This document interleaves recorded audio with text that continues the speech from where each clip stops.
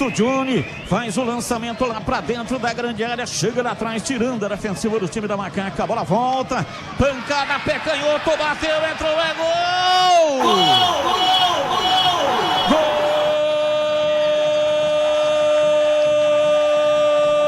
Gol do Noroeste!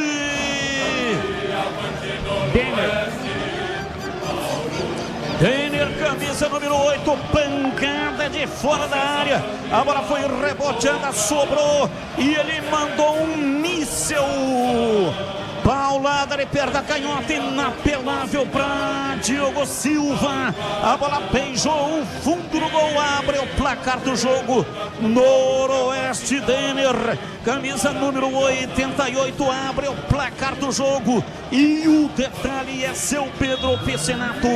Chutaço de Denner, camisa número 88 da equipe do Norusca. Foi muito feliz na tentativa, na oportunidade, estava de frente para o gol do Diogo Silva, bateu com muita qualidade, uma bola com muito efeito, e aí o Diogo Silva, talvez uma falha aí do goleirão da Macaca, Norusca na frente, 1-0.